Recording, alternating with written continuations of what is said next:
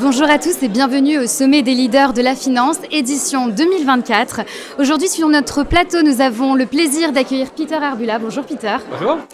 Vous avez plus de 15 ans d'expérience dans les opérations de fusion-acquisition et une centaine de transactions réalisées à votre actif. Vous avez été nommé directeur M&A du groupe SPIE fin 2023 pour développer sa stratégie de build-up.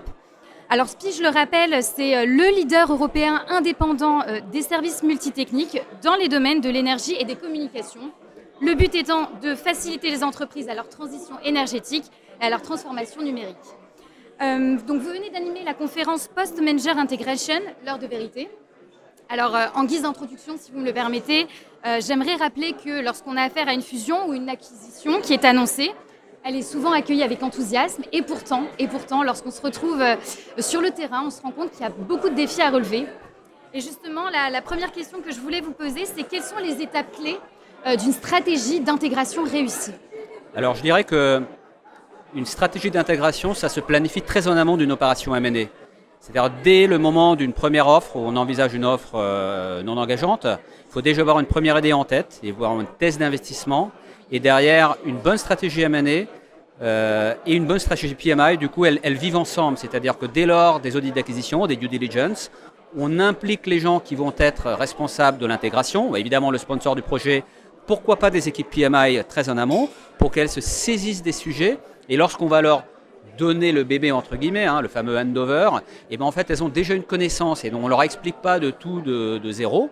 Premièrement. Deuxièmement, ça leur permet aussi d'anticiper certains sujets. Puisqu'une équipe M&A, évidemment, elle n'est pas experte sur des sujets opérationnels, elle a une connaissance générique, de généraliste, et donc plus on est capable d'impliquer les experts qui derrière vont être en charge du projet, mieux l'intégration sera préparée et donc mieux on aura des chances d'avoir une intégration réussie. Très bien, donc adaptation et surtout anticipation, j'ai l'impression. J'aimerais peut-être revenir sur, faut-il privilégier la création de pôles d'intégration au sein des directions financières selon vous? Alors, on a affaire à une intégration. Oui, je pense qu'il faut, le bon mix c'est d'avoir des gens en interne et des gens en externe. Alors, une équipe, pourquoi pas dans la direction financière, elle pourrait être aussi rattachée à une direction générale.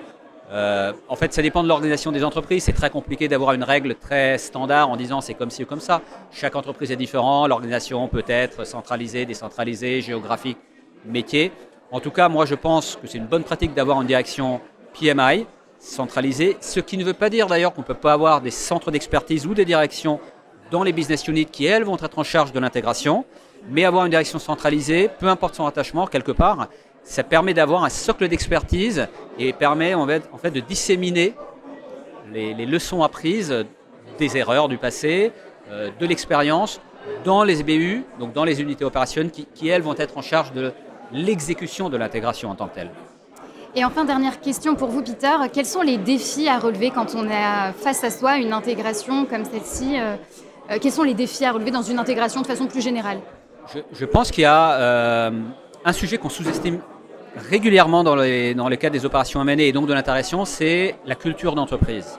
C'est-à-dire qu'on peut mener les meilleures due diligence du monde, on peut mettre en place les meilleurs process d'intégration. Oui. Si nous n'avons pas une thèse d'investissement claire, donc une thèse d'intégration, mais surtout une capacité d'alignement entre l'entreprise qui acquiert et ce qu'est l'entreprise acquise, oui. Si elles ne partent pas de la même manière, si elles n'ont pas la même culture d'entreprise, ou en tout cas s'ils n'ont pas des cultures d'entreprise compatibles, oui. Alors là, l'intégration, elle risque pas de se bien passer. Donc moi je dirais que c'est ça le défi principal, souvent sous-estimé, puisque ce n'est pas quelque chose purement technique. C'est quelque chose qui se vit, la culture de l'entreprise. C'est l'incorporel, c'est l'intangible, oui, ça se vit. Voilà. Merci beaucoup Peter pour votre attention. Avec plaisir. Merci infiniment également de votre présence et de votre écoute. On se retrouve prochainement pour le prochain interview.